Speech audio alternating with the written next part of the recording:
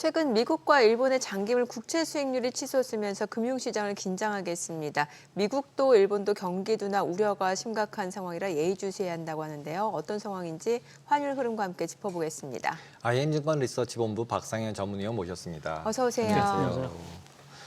어제 종가 기준으로 이제 달러원 환율 1,360원 찍고 오늘 조금 올라오는 것 같은데 지금 1,400원 이상대에서 확 내려온 상태잖아요. 굉장히 빠르게. 근데 조금 아까 나오신 이제 패널분께서도 이제 1,400원 못 본다. 이렇게 하고 가셨습니다. 전문위원님께서 어떻게 보시나요, 환율 부분?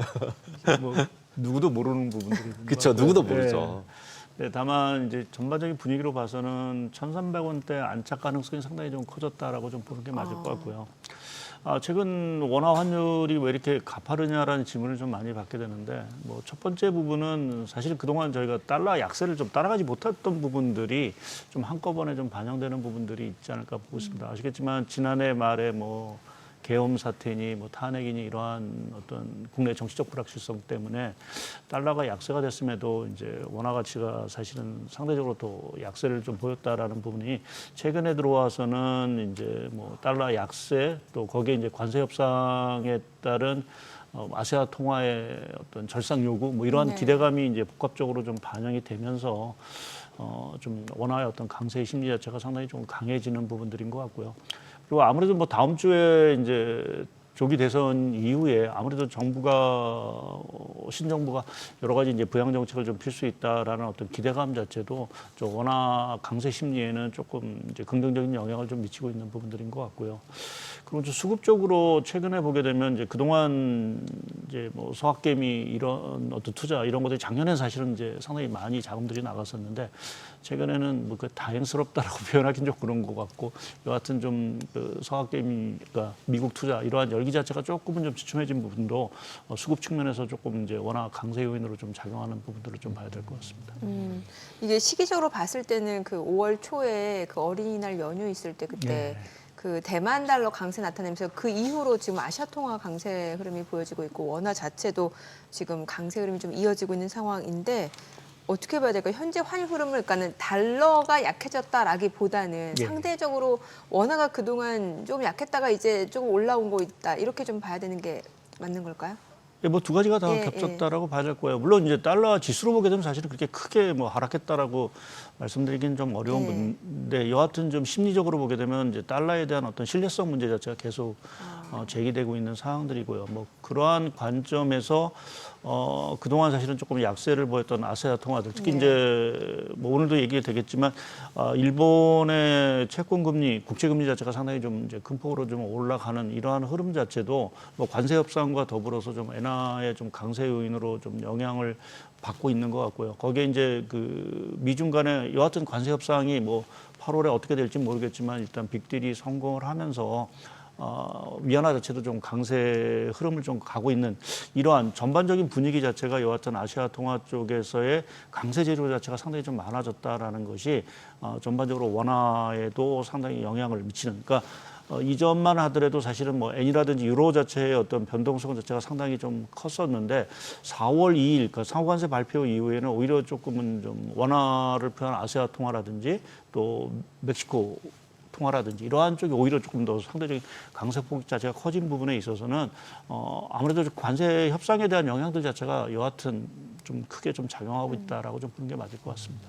근데 이제 대만 달러 이제 개입이었다라고도 하고 헤지 펀드였다고도 하고 뭐 여러 가지 얘기들은 많았지만 그때 사건 이후로 턴이 바뀌었고 그다음에 제2의 프라자 합의 나오는 거 아니냐 이게 미국에서 푸시를 다 한 거 아니냐 이렇게 이제 두부류로 약간 움직이는 것 같아요. 근데 그냥 제 개인적으로는 그렇게 생각이 들었었거든요. 그러니까 위안화가 강세로 되는 걸로 이제 특히 이제 미중이 합의를 했다는 얘기는 위안화 강세되는 거 어느 정도 중국에서 인정해 준 거고 그러면은 프록시 통화로 그러니까 대체 위안화 강세되는 거에 대한 대체 투기를 하는 세력의 입장에서는 원화를 그냥 보통 프록시로 제일 많이 썼었잖아요. 그러니까 지금 우리가 지금 밀린 게 어떤 진짜 수급 수출입이거나 아니면 개인 투자가들의 어떤 이제 뭐 미국 주식 팔고 한국 주식으로 돌아오고 있다는 거나 이것보다는 약간은 헤지 펀드들이 그냥 방향에 맞춰서 위안화 같은 경우는 이제 찍어서 주는 거기 때문에 우리나라처럼 이렇게 한 번에 왕창 못 가잖아요. 예. 예, 그러니까 그거에 대한 그냥 쭉 내려가는 거에 대한 한 번에 베팅을 한 번에 해버리고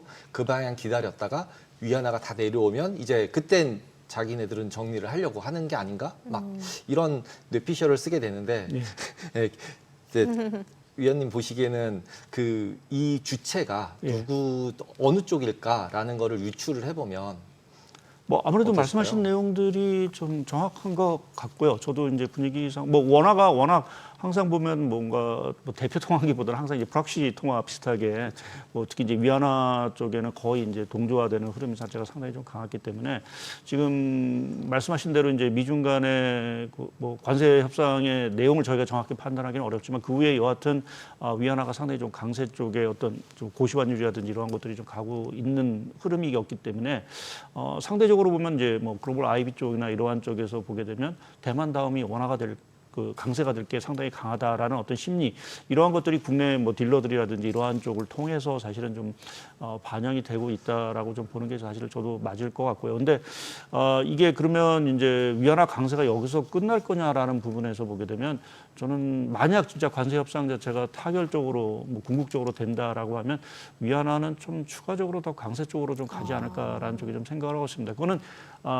중국 입장에서 보더라도 지금 위안화가 오히려 강세하는 게 사실 내수 경기라든지 뭐 이러한 자본의 흐름으로 봤을 때는 오히려 유리한 환경이기 때문에 그렇게 보면은 조금 위안화 흐름이 조금 더 강세화할 수 있고 뭐 그렇게 보면 원화 쪽에도 여와 같은 좀 강세 요인으로 좀 작용을 할 거로 좀 보고 있고요. 또 하나 그렇다고 해서 저희가 펀더멘털을 사실은 좀 무시할 수는 없을 것 같은데 그럼 국내 뭐 우리가 올해 성장이 뭐 0% 얘기하고 사실은 펀더멘털이 딱히 좋은 부분들은 없습니다. 근데 제가 얼마 전에 이제 그 원화 쪽에 사실은 좀 또 주식시장에도 좀 긍정적인 부분 자체가 이제 유가 쪽을 얘기를 드렸거든요. 그러니까 유가가 사실은 지금 60불대로 이렇게 네. 떨어진 이 상황은 사실 국내 이제 무역 수지라든지 또는 뭐 기업 측면에서도 보면 상당히 좀 유리한 조건인 상황들이고요. 그러니까 성장률은 사실은 그렇게 좋지 않다 하더라도 올해 전반적인 성장률 상반기와 하반기를 비교했을 때는 오히려 하반기 쪽에 오히려 그래도 좀 개선이 되는 상황들이고 유가라든지 이러한 흐름이 유호적이라고 하면 펀더멘탈하게 보더라도 상당히 원화 쪽에 뭐 아주 큰 폭의 절상은 아니다 하더라도 강세 요인들 자체는 상당히 조금 부각이 될 수밖에 없는 상황들로 좀 봐야 될 거여서 완전히 지금 펀더멘탈을 완전히 뭐 벗어나서 지금 원화 환율 자체가 움직이고 있다라고 보기도 사실 조금 어려운 부분들이 있는 것 같습니다. 네. 그 국채 수익률 좀 여쭤볼게요. 지금 이제 스카페센트가 장기물 국채 수익률 좀 안정화시키겠다라고 했는데 이제 미국에서 감세안 통과되면은 국채 발행은 뭐 불보듯 뻔한 상황이고 이렇게 되면은 이게 수요 자체가 뒤따라주지 않는다라고 뒷받침되지 않는다라고 하면은 국채 수익률이 낮아지기는 쉽지 않다라는 분석이 있는 가운데 연준이 또 쓸 수 있는 카드가 있기 때문에 괜찮다 이런 분석도 있고요. 예. 예. 뭐 최악의 경우는 지금 뭐 연준이 뭐 금리 인하라든지 뭐 보완적 레버리지 규제 완화라든지 뭐 이러한 조금 국채 매수 자체를 늘릴 수 있는 어떤 조치들 방어선 자체는 사실은 좀 있다라는 네. 좀 생각을 좀 하고 있고요. 근데 그래도 궁극적으로 저희가 이제 생각해봐야 될 거는 이제 국제 수익률이 떨어지기 위해서는 뭐 미국 성장률이 떨어지든 아니면 뭐 물가가 사실은 계속해서 안정을 좀 찾는 어떤 이러한 흐름이 사실은 나와야 될 부분들인 것 같은데 뭐 그러한 부분에서 사실 관세 협상이 상당히 중요하다라고 보고 있습니다. 그러니까 지금 어떤 수준에서 관세율 협상이 타결이 될지는 좀 모르긴 하지만 뭐 트럼프 대통령 입장에서도 보게 되면 소위 말하는 이 공급망에 대한 쇼크 부분을 무시할 수는 없는 부분들이고요. 이제 그렇게 보면은 어느 일정 수준에서 뭐 10% 이상에서의 어떤 관세율은 매기긴 하지만 아주 극단적인 어떤 관세율 인상 자체는 좀 어렵지 않을까 좀 생각을 좀 하고 있고요. 이제 그렇게 보면 미국의 물가 상승 압력 자체가 뭐 단기적으로 뭐 아무래도 물가가 조금 뭐 가격들이 올라갈 테니까 올라가더라도 이게 추세적으로 사실은 올라갈 가능성은 이제 크지 않을 수도 있는 부분.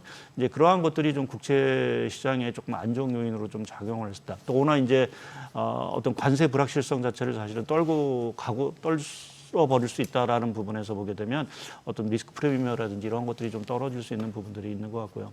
또 하나 이제 수급적인 부분들인데요. 사실은 이제 감세안 이제 통과, 뭐 우리가 일기 때는 감세안 통과에 대해서 사실은 환호를 했던 상황들인데 지금 오히려 이제 감세안 통과에 대해서 이제 부정적인 시각으로 네. 보는 것들이 많은 것들은 그만큼 이제 일기 당시하고 지금하고 미국의 재정 상황 자체가 상당히 조금 악화됐다라는 부분들이고 또 이제 달러 패권이라든지 이런 것들 때문에 어떤 그 국채, 미국 자산에 대한 메리트 자체가 상당히 떨어진 부분들인데요.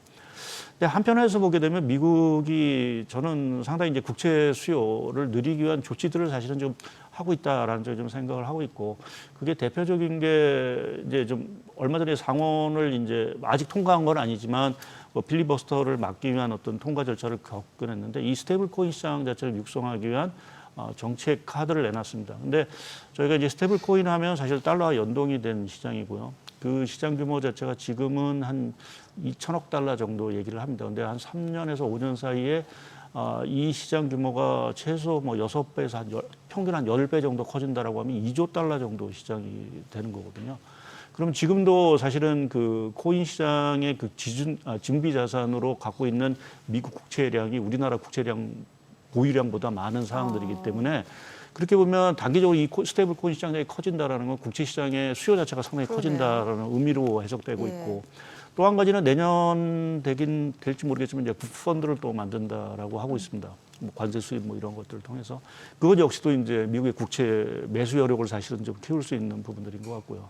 또 이 관세 협상 과정 속에서 좀 많은 얘기들이 사실은 오가고 있고 거기에 뭐 환율 절상 문제, 제2의 프라자 합의 이러한 얘기들이 오고 가고 있지만 사실 저는 미국이 원하는 게 뭐 급격한 그 주요국 통화의 절상으로 보지는 않고 있습니다. 네. 그렇게 할 수도 사실은 대책도 없고요. 그렇게 보면 그러한 어떤 요구 조건 사항에서 미국이 요구할 수 있는 건 아마 국채 매수를 늘려라라는 쪽의 요구가 사실은 있지 않을까. 특히 뭐 일본이라든지 중국이라든지 우리나라 뭐 그러한 식으로 조금 압력을 가한다라고 하면 자연스럽게 조금 최근에 분위기자가 국채 매도 분위기 자체가 있었는데 그러한 분위기가 다시 좀 전환된다라고 할 수 있다라고 하면 어느 정도의 국채 매수 수요 자체는 조금 유지가 되지 않을까 좀 생각을 하고 있습니다. 물론 장기적으로 감세를 통한 이 재정 주시 적자 확대 문제 자체는 이건 뭐 또 다른 방법으로 사실은 풀어야 될까. 미국이 어떠한 그 재정 지출이라든지 이러한 쪽을 얼마만큼 좀 삭감을 하건다든지 이러한 좀 장기적인 관점에서 좀 풀어야 될 문제이기 때문에 그거는 조금 차치하고 단기적으로 봤을 땐 그러한 말씀드린 여건을 통해서 국채 수요 기반 자체를 조금 강화시키지 않을까라는 좀 생각을 좀 하고 있습니다. 일본 국채 금리가 이제 급등을 하고 있고 그래서 일본 장기 국채 같은 경우는 실제 중국 똑같이 10년짜리랑 거의 이제 비슷해진 상황이더라고요. 그러면은 실제로 옌캐리 트레이드 청산 얘기가 이제 지금 아무도 안 하는데 조금 전까지만 해도 굉장히 많았었잖아요. 거기다 지금 그러니까 일본 국채, 중국 국채 금리가 같아졌고 이제 그걸 해지하는 코스트 너무 비싸져서 일본에서 미국 국채를 안 사는 상황이 됐고 그러니까 당연히 엔화는 강세되고 그러면은 결국 옌캐리 트레이드 청산이 다시 얘기가 나올 수 있는 레벨까지도 갈 수 있는 건데 그럴 경우에 실제로 환율, 금리가 다 요동칠 수밖에 없는 상황이잖아요. 그러면 그 레벨 정도가 지금 수준에서 어느 정도 변하면은 트리거가 될 수 있을까요? 글쎄요, 뭐 그 금리 레벨을 정확히 제가 그러니까 금리 레벨이라기보다는 약간 아마 뭐 그 엔화 환율이 환율, 기준이 될 것 같고 그 기준 환율은 아마 130엔을 아마 130엔? 깨는 순간 아마 조금 그러한 분위기 자체가 조금 커지지 않을까 좀 생각을 하고 있고요. 저도 사실은 이번 주에 이제 일본 국채 금리와 관련된 자료를 냈는데 사실은 저도 미국 국채 금리가 오르는 것보다 사실은 지금 일본 국채 금리가 오르는 모습 자체가 글로벌 그러니까 일본계 자금이죠. 일본계 자금의 어떤 머니 무브 자체를 사실 급격히 이동시킬 수 있는 부담감이 있어서 상당히 조금 저희가 주시를 좀 해야 된다는 입장인 사항들이고요.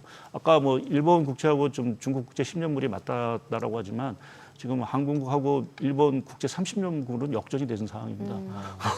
그만큼 이제 일본 국채 금리 우리 항상 이제 제로 금리를 생각하다가 지금 어느 순간에 이렇게 국채 금리가 많이 올라갔다라는 부분은 한편에서 보기에는 일본 경제가 정상화됐다라고 좀 긍정적으로 해석할 수 있는 부분들이 하나 있는 것 같고요. 근데 최근의 흐름 자체는 여러 가지 지금 자금 흐름 자체가 워낙 지금 뭐 자산 가격이 변동을 하다 보니까 이 머니 무브 자체가 상당히 조금 심각하게 나오고 있는 부분들이고 그래서 일본 정부도 오늘 이제 그 국채 공급과 관련돼서 뭐 이러한 공급량을 좀 잔기물을 줄인다든지 뭐 이러한 정책들을 좀 내놓고 있는 상황들인 것 같습니다. 근데 저희가 뭐 얘기하는 이제 블랙스완이라는 게 뭐 어디서 터질지는 사실 모르는 부분들인데 지금 분위기는 조금 이제 일본 국채 쪽에서 조금 움직임 자체가 그렇게 뭐 단순한 부분들은 아닌 상황들이기 때문에 조금은 좀 저희가 예의주시하면서 일본 국채 금리 동향을 좀 봐야 되는 부분은 좀 필요한 것 같습니다. 네, 오늘 내용 잘 들었습니다. 고맙습니다. 예, 감사합니다.